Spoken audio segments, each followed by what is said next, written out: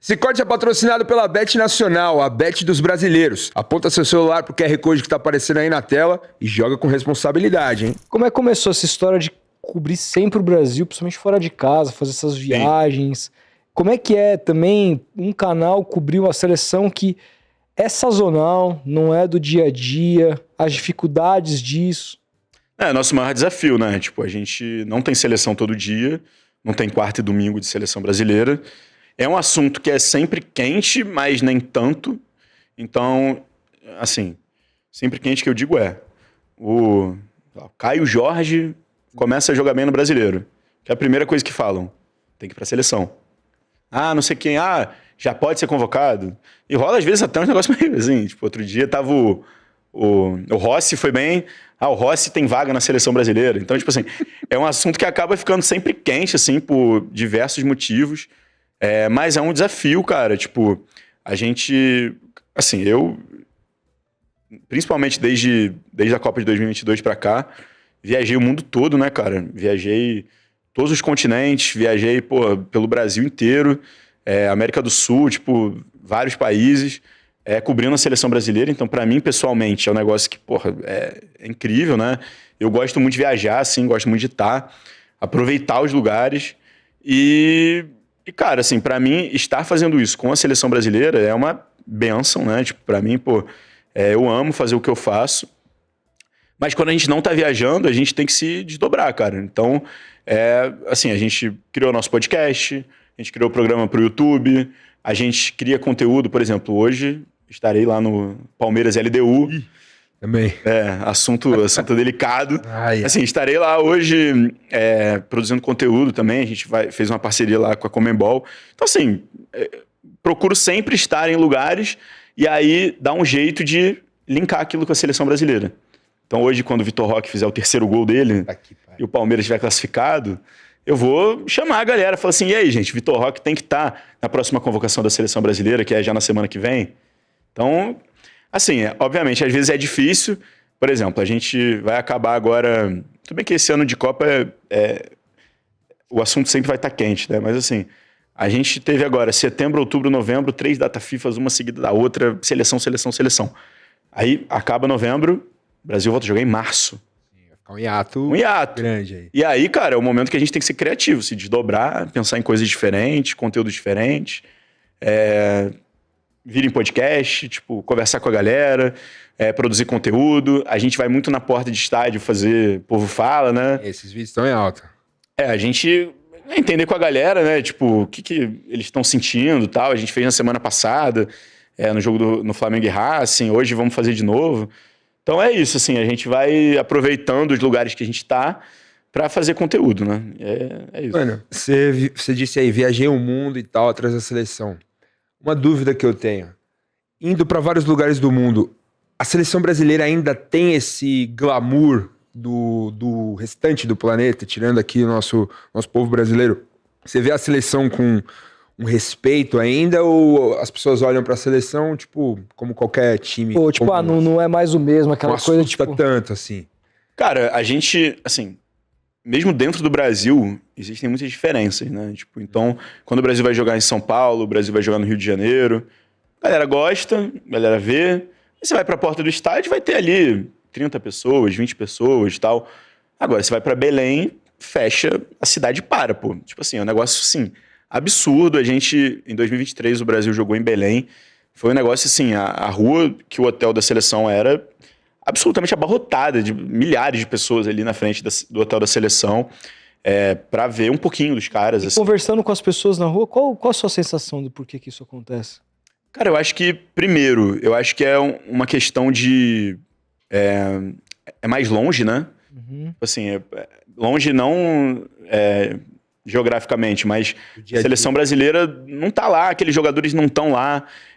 Dificilmente você vai sair na rua, tipo em Belém, e vai encontrar um jogador de seleção brasileira. Uhum. Aqui em São Paulo, às vezes acontece. Você vai no shopping, você encontra lá o Hugo Souza, sabe? Tipo, é um negócio que acontece mais, é um pouco mais próximo. Você pode ir no jogo do Corinthians, você pode ir no jogo do Palmeiras, você pode ir no jogo do São Paulo, vai ver ali grandes jogadores e nesses lugares que não tem times de Série A estão indo jogar lá toda hora, né? Agora talvez a gente tenha o Remo subindo aí para a Série A, mas não tem. E aí isso vale para todos os lugares. Então, Belém, Cuiabá também, cara, assim, muita gente atrás da seleção brasileira. Mas também tem uma questão cultural, né? Então, assim, a gente vai para Salvador, também tem muita gente falando de seleção brasileira em Salvador. Muita gente na porta do estádio. Não é igual Belém, não é igual Cuiabá, como eu falei, mas tem muita gente também. E aí é isso, essa primeira parte. Agora, fora do Brasil, cara, assim, o futebol ele tá muito globalizado, né? Então, tipo, a galera vê Premier League e tal. Então, assim, os jogadores brasileiros, eles continuam sendo muito queridos, assim, fora do Brasil. Mas, cara, eu fiquei bem impressionado agora. Eu tava no Japão. Aí, cara, quem é seu jogador favorito? O Bruno Guimarães, é o Joelinton, é o Gabriel Magalhães, é o Martinelli. Aí os caras jogam na Premier League, tipo assim. Pros japoneses? Pros japoneses. Assim... Júnior, ninguém? Não, o Vini Júnior também, mas assim, eu achei que a Premier League lá tem uma força, tipo, bizarra, assim. Não, eu sou torcedor do Arsenal, pra mim é Magalhães e Martinelli, sabe? É um negócio que a gente não imagina, né? E rola muito.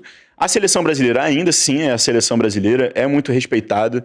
A gente tem muita gente que consome os vídeos do Canal Vão, principalmente no TikTok, em lugares muito específicos. Então, tipo assim, Índia, Bangladesh, os caras são doentes pela seleção brasileira, doentes. Eu sempre conto essa história, tipo, tem uma página chamada Brazil Fans Kerala. Kerala é um lugar lá na Índia, né, uma cidade na Índia, que rola uma competição entre torcedores da seleção brasileira e torcedores da seleção argentina.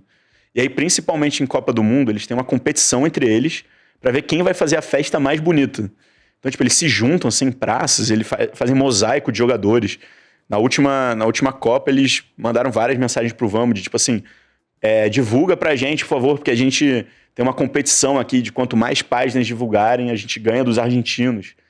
Aí era o argentino com o Messi gigantesco no lago, aí o Neymar gigantesco em cima de uma árvore, assim, um negócio absurdo, assim, muito maneiro. Caraca, velho. Então você vê que o respeito tá ali, mas não é mais... Assim, diferente.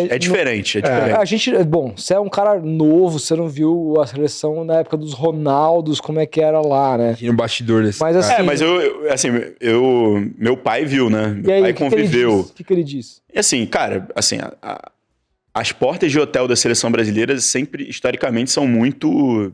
Concorridas, assim, muita gente e tal. Mas, obviamente, nessa época era mais gente ainda. Então, se hoje eu chego lá e, pô, na porta do hotel da seleção tinha, sei lá, 100 japoneses que estavam ali, e eram 300 antes, talvez 500. Então, assim, rola ainda. A seleção brasileira é a seleção brasileira. Os ingressos esgotaram, tanto pro jogo do Japão quanto pro jogo da Coreia, em segundos. Tipo assim, foi um negócio... Todo mundo queria ver a seleção japonesa jogar contra o Brasil. Então, tem muitos lugares que, assim, por exemplo, no Japão... Não sei se vocês viram esse desenho do Tsubasa. Sim. Então, claro. Um desenho chamado Super Campeões. Uhum. E eu não sabia do tamanho que ele tem no Japão. Tipo, ele é um desenho que meio que... Fez parte da minha infância, passou na TV Manchete. Exato. Nos anos 90. Ele foi criado em 2000... Criado não, né? Foi remodelado em 2001. Pra Copa do Japão e da Coreia em 2002. Justamente para fazer o japonês se apaixonar por futebol. E aconteceu, tipo assim, os caras se apaixonaram por futebol mesmo lá e se passava no Brasil grande parte ali. O Tsubasa vinha jogar no Brasil, tinha...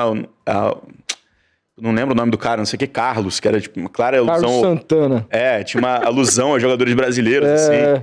Aí ele jogava no São Paulo, tipo, de Tsubasa, se eu não me engano. Então, tipo assim, os caras têm esse negócio, assim... Esse desenho é muito grande lá, tipo, eu fui numa estação de trem lá no Japão, que era, tipo assim, toda do Tsubasa. Assim, um negócio irado, assim, muito maneiro. Então, tipo, eu acho que tem um apreço ainda de vários países.